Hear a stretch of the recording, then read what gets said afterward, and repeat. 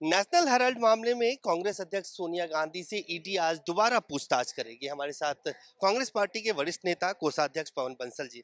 बंसल जी, ये क्या हैरेसमेंट है या जैसे बीजेपी कह रही अभी है क्या? अभी ये हैरेसमेंट पूछेंगे आप? हैरेसमेंट है?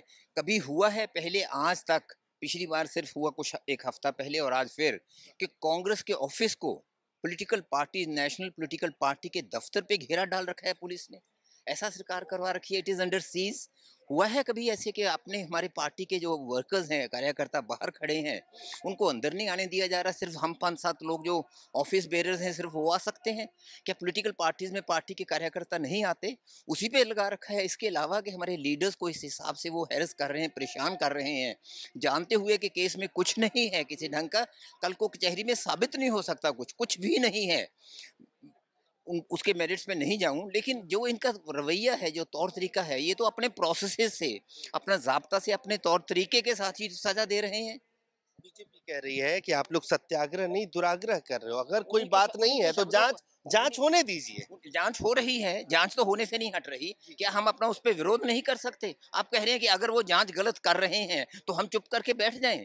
कहाँ की बात का आप भी किस चीज को सपोर्ट कर रहे हो ये कह हम के सपोर्ट हम जांच तो होने हम दीजिए? वो ये कह रहे जांच हैं होने दीजिए, कहाँ नहीं, से कर रहे हैं? बीजेपी कह रही, मैं नहीं कह जांच तो हो रही है, जांच तो वो किए जा रहे हैं, लेकिन हम अपना इतना भी विरोध प्रकट नहीं कर रहे कि आप सरासर राजनीति से प्रेरित होकर जितने ऑपोजिशन के पॉलिटिकल लीडर्स हैं उन सभी को आप परेशान कर रहे हो, उन पे सभी पे केस डाले जा रहे हो, अपनी एजेंसीज का इस्तेमाल कर रहे हो उनके लिए। और दफ्तर में हमारे पार्टी के कार्यकर्ता नहीं आ सकते, वो खड़े हैं बाहर। कि छावनी बनी हुई है, छावनी बना रखी है, जब मैंने कहा अंडर सीज है वो वही है, वो छावनी बना रखी है। ऐसी हालात इन्होंने कर रखी हुई है। कल संसद में कांग्रेस के 4 सांसदों को महंगाई का मुद्दा उठाने पे निलंबित कर दिया गया। ये आज नए मानदंड ये तय कर रहे हैं, नए ये गोल इनके अपने जो अपने हैं टारगेट्स, तो इस सरकार के नए हैं। किसी ढंग से पार्लियामेंट में नहीं बोल सकते, बाहर नहीं बोल सकते। पार्लियामेंट में जो कानून ये ले आएंगे बस वो कानून सिर्फ पारित हो, उसके अलावा कोई बात नहीं हो, ये बना रहे हैं। पार्लियामेंट में किस हिसाब से सब विधेयक पास किए जा रहे हैं वो सब सभी के सामने है वो बातें। तो साफ तौर से पवन कुमार बंसल कांग्रेस के वरिष्ठ नेता, एआईसीसी पहुंचने में भी इन लोगों को खासी परेशानी हो रही है। जिस तरह से इस पूरे इलाके को सीज कर रखा है, जिस तरह से छावनी बनी हुई है, आप देख सकते हैं कि किस तरह की सुरक्षा के इंतजाम है। जिस जिस तरह से इस पूरे इलाके को 10 जनपद और कांग्रेस मुख्यालय के सामने जो पैरामिलिट्री फोर्सेज हैं, सीआरपीएफ के जवान हैं, दिल्ली पुलिस है, वो उन तमाम लोगों को यहाँ तक पहुँचने नहीं दे रही है। और इनका यही कहना है कि कांग्रेस के कार्यकर्ताओं को भी कांग्रेस मुख्यालय नहीं आने दिया जा रहा है। कांग्रेस अध्यक्ष सोनिया गांधी से ईडी की पूछताछ आज दूसरी बार हो रही है और कांग्रेस पार्टी कांग्रेस मुख्यालय में सत्याग्रह कर रही है। साथ ही संसद में जो कांग्रेस के लोकसभा और राज्यसभा के सांसद हैं, वो गांधी प्रतिमा के सामने प्रदर्शन कर रहे हैं। हमारे साथ दिल्ली कांग्रेस के अध्यक्ष अनिल चौधरी जी है। चौधरी साहब, ये कहा जा रहा है बीजेपी की तरफ से कि ये सत्याग्रह नहीं दुराग्रह है, जांच होने दीजिए ना, क्या आपत्ति है? देखिए, ना जांच से हम घबराएं, ना जांच से हमारे नेता घबरा रहे हैं, लेकिन जिस मानसिकता के साथ आप जांच करें उस पर बड़े सवाल हैं। आज देश के अंदर बड़े कई ऐसे मसले और मुद्दे हैं जिन पर चर्चा होनी चाहिए पार्लियामेंट में। यही मांग कर रहे हैं कांग्रेस के नेता और विपक्ष के नेता कि महंगाई पर चर्चा क्यों नहीं करते हैं। चाइना पे सवाल पूछने वाले नेताओं को आप ईडी के सम्मन भेजते हैं। देश की गिरती हुई अर्थव्यवस्था पर जब प्रश्न पूछे जाते हैं तो ईडी के सम्मन भेजते हैं। आखिर आप चाहते क्या हैं? आपकी जो सोच रही है, क्या कांग्रेस मुक्त भारत की कल्पना करने वाला संगठन से आप और उम्मीद क्या रखते हैं? ये जो सोची समझी रणनीति के तहत कांग्रेस के नेताओं की छवि को धूमिल करने की जो साजिश है, उसको कांग्रेस का कार्यकर्ता सहन नहीं कर सकता। सवाल इस बात का है। सवाल ये भी है कि क्या आप उन लोगों से ईडी के सम्मन भेजेंगे जो तथाकथित भाजपा के बड़े उद्योगपति हैं, जिन पे संगीन आरोप हैं, देश छोड़ चुके हैं? क्या उन पे ईडी के सम्मन भेजेंगे? या सोनिया जी पर, राहुल जी पर ईडी का सम्मन भेज के कार्रवाई करना ये दिखाता है कि आपकी मानसिकता इस पूरी तरह से विपक्ष को दबाने की कोशिश है। आज कार्यकर्ताओं के घरों पर पुलिस भेजी जाती है, उनको डराया जाता है, धमकाया जाता है। मैं कहना चाहता हूँ, पुलिस का प्रयोग अपराधियों को अपराध पर लगाम लगाने के लिए कीजिए, ना कि विपक्ष की आवाज दबाने के लिए। आज क्राइम बढ़ता जा रहा है, लेकिन कांग्रेस के नेताओं के घर, कार्यकर्ताओं के घर पुलिस भेजते हैं।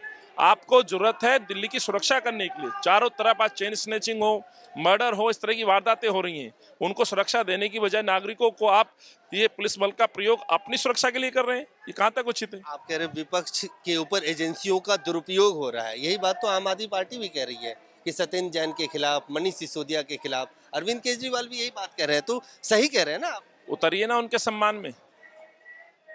मैं केजरीवाल से कहता हूं उतरिए ना सड़कों पर। यदि आपको लगता है सच सच है, सच को दबाया नहीं जा सकता। सच के लिए उसके समर्थन में करोड़ों लोग, सैकड़ों लोग आएंगे जो कांग्रेस के कार्यकर्ता सड़कों पर हैं। इतिहास बताया ना सिसोदिया अपना, बच्चे की कसम खा के कहता है मैं गाड़ी नहीं लूंगा, घोड़ा नहीं लूंगा। फर्क दिखता है। लेकिन इसी मुल्क में सोनिया जी ने इस मुल्क को अपनाया, सब कुछ सर्वत्र निछावर कर दिया, अपना सुहाग निछावर कर दिया, अपनी सास को निछावर कर दिया। खोया है इस मुल्क में, पाया कुछ नहीं है। लेकिन जो आप कंपैरिजन कर रहे हैं ये उचित नहीं है। यदि वाकई सत्येंद्र जैन ईमानदार है तो उनके कार्यकर्ता उतरे ना सड़कों पर। अभी हम बार बार बोल रहे हैं शराब माफिया के साथ मिलकर जो डील हुई है वो हुई है। तो ये जो विक्टिम कार्ड भगत सिंह का नाम लेकर के अपने आप को बचाव की जो राजनीति अरविंद कर रहे हैं, मैं आपके माध्यम से एक प्रश्न पूछता हूं, क्या भगत सिंह का नाम लेना उचित है? क्या भगत सिंह ने ये क्या भगत सिंह के कई विचारों में आपको कहीं एहसास होता है कि 21 साल के बच्चे को दारू पिलाने का अधिकार दो? इस पर जवाब दे दे अरविंद केजरीवाल, तब मैं मानूंगा कि बाकी सही है। 21 साल के बच्चों को दारू पिलाने का अधिकार देकर के भगत सिंह को सामने रख के सिर्फ अपना बचाव के लिए वो तैयारी कर रहे हैं और इसके अलावा और कुछ नहीं है। मतलब ये जो सीबीआई जांच की सिफारिश की गई है इस एक्साइज पॉलिसी को लेकर, उससे आप सहमत है ना कि दूध का दूध पानी का पानी हो? क्योंकि अब यही पॉलिसी तो पंजाब में भी लागू कर। सहमत नहीं, ये तो मेरी कंप्लेंट है। ये लगातार जब ये पॉलिसी दिल्ली में आई भी नहीं थी तब से मैं चिल्ला रहा हूँ। जनवरी 2021 और 6 जनवरी का आप मेरा प्रेस वार्ता देखिएगा। जब ये स्कीम लाने वाले थे उससे पहले हमने 3 प्रेस वार्ताओं के माध्यम से आगाह किया था, सचेत किया था, लिखित रूप में। न केवल हमने पुलिस कमिश्नर तत्कालीन उस समय के एलजी साहब को भी चिट्ठी लिखी थी। ये तो सिद्ध हो चुका है कि उसमें भ्रष्टाचार हुआ है। जिस तरह से शराब माफियाओं के लिए उनके कहने पे स्कीम बनाई गई है, पूरी तरह से सिद्ध है कि सिसोदिया जेल जाएगा। देखना है कि सिसोदिया के साथ क्या अरविंद भी जेल जाएंगे, क्योंकि उनके इशारे पर ही ये नीति बनी है। कुछ लोगों का पैसा उगाना काम था और कुछ को उस पैसे को ठिकाने लगाने का काम था। तो ठिकाने लगाने वाला जेल में है, पैसा उगाही करने वाले अभी बाहर है, वो भी जेल जाएंगे। बात तो साफ तौर से बहुत गंभीर आरोप दिल्ली के कांग्रेस के अध्यक्ष अनिल चौधरी की तरफ से।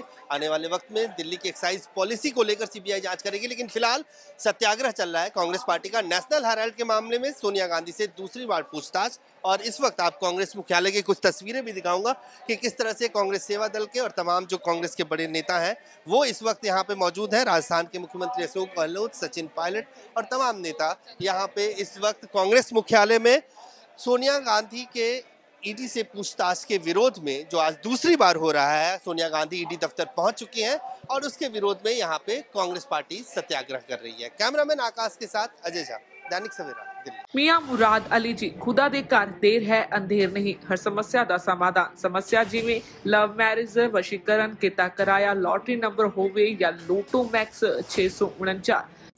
मेरे और मेरे पति के बीच में बहुत अनबन रहती थी, जिसकी वजह से मैं बहुत सारे तांत्रिकों से मिली पर मुझे कोई समाधान नहीं मिला।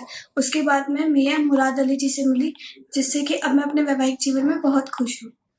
पहला मेरा लव मैरिज ਨੂੰ ਲੈ ਕੇ ਕੋਈ ਵੀ ਕੰਮ ਨਹੀਂ ਬਣ ਰਿਹਾ ਸੀ, ਬਹੁਤ ਜਗ੍ਹਾ ਤੇ ਧੱਕੇ ਖਾਏ।